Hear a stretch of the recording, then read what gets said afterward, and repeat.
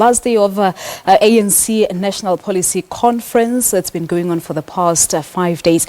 Let us say good morning to our reporter. In fact, he's a new graduate. He graduated yesterday for his honours degree in journalism and media studies, Aldrin Sampear. Aldrin, good morning to you and congratulations once again. Good morning, Palisa. Stop it. It's not about me, it's about the ANC. It's the final day of the ANC's policy conference, and of course we expect President Jacob Zuma to just give us an overview of some of the proposals, and of course the other 5 committees, the subcommittees, will be presenting to plenary and then of course come and brief the media. Right now I'm joined by ANC Drafting Committee member Febe Potgieter-Gqubule joining us this morning. Yesterday actually was the briefing on organizational renewal. What would you say are some of the fundamentals that stuck out? Thank you very much and good morning. There are 2 major issues that before this National Policy Conference. The one is the issue about organizational renewal and how do we restore the integrity of the ANC. And then the second one is the debate about radical socio-economic transformation and how do we achieve it, the progress we've made and the difficulties.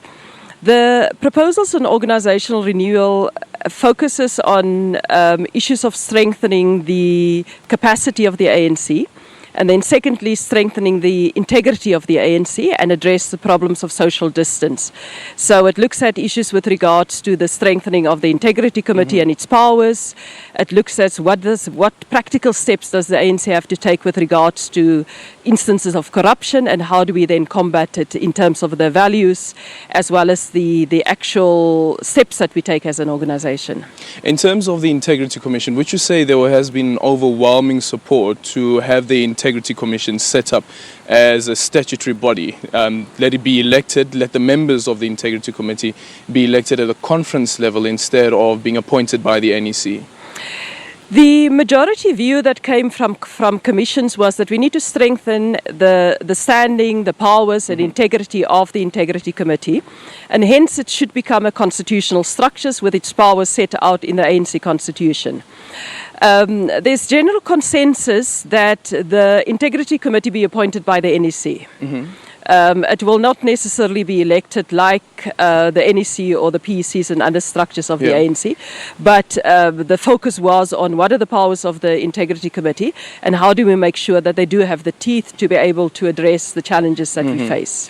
One of the things in terms of the Integrity Committee as well is that from the NGC there was a lot of contestation around when does the Integrity Committee intervene, and I remember it was the Northwest as well as the Free State that raised the issue, saying that according to the laws of the country you are innocent until proven guilty, and in a case where the Integrity Committee hasn't found any guilt whatsoever because it doesn't have the powers, I guess, to find anyone guilty of corruption or whatever allegations that they're facing at the moment, how then do they arrive at a decision where they say that this person, Phoebe, must step down at the moment because we believe that the allegations that she's facing at this moment have a negative impact on the ANC and the image of the party? The role of the Integrity Committee must be seen as complementing the role of the Disciplinary Committee, because the Disciplinary Committee will have to make the judgment about guilty or not guilty of whatever offence you are accused of. And they won't be stepping on each other's toes. The role of the Integrity Committee is to look at the circumstances, one, where the Disciplinary Committee is not taking action to discipline a particular individual or groups of individuals when they act against the code of conduct of the ANC. So that's the one role that it has to do, to then say that there is a problem, these allegations are being made against you. Can you come and explain yourself, and on the basis of that make a judgment about whether it should be referred back to the Disciplinary Committee or whether other steps should be taken. So that's the one part of their role. The second part of their role is to then say what is the impact of this particular action or offence that you are being accused of on the integrity of the movement and on public perceptions. Now, if you're saying that one of the issues that we want to fight against is, for example, violence against women, and you have an accusation against the leader of the ANC or a member of the ANC that they have been accused of domestic violence, for argument's sake, then the Integrity Committee will then therefore have to refer the matter to the Disciplinary Committee. If it's a criminal case, it has to be referred to the police.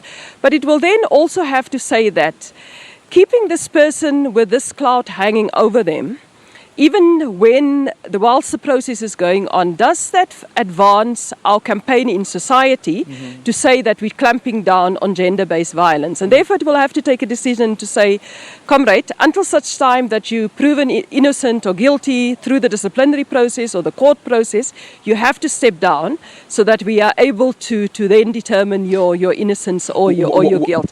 And I think that's a matter that's general in political parties, because political parties and politics is also about perceptions. If you allow a situation where there's been very serious accusations being made, we don't investigate them, we don't do anything about them, and secondly, we then continue as business as usual, it undermines the kind of campaigns that we want to run in society, whether it's against corruption or whether it's against gender-based violence or against any of the issues that we're talking about. Just quickly, apologies, we're running out of time. The biggest concern that has been raised with the Integrity Committee is President Jacob Zuma. Although there are these allegations, some have felt that the Integrity Committee hasn't acted against the President.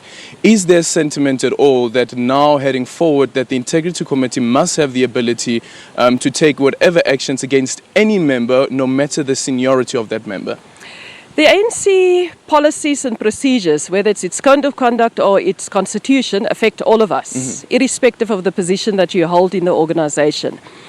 And therefore, the suggestions that come about the strengthening the powers of the Integrity Committee and its role, and a careful examination about the relationship between the Integrity Committee and the Disciplinary Committee, is exactly to ensure that we have a structure that has teeth to act, and that the structures to ensure that we safeguard the values and integrity of the ANC. Febe Potgieter-Gqubule, thank you so much for your time. There you have it indeed. Lots of issues actually that we would like to discuss, including the proposal that there be a reduction of the ANC's NEC members, as well as a proposal that there be 2 deputy presidents of the ANC, as well as 2 deputy secretary generals of the party. For now, let's go to a quick ad break, and after that we'll continue with Morning Live.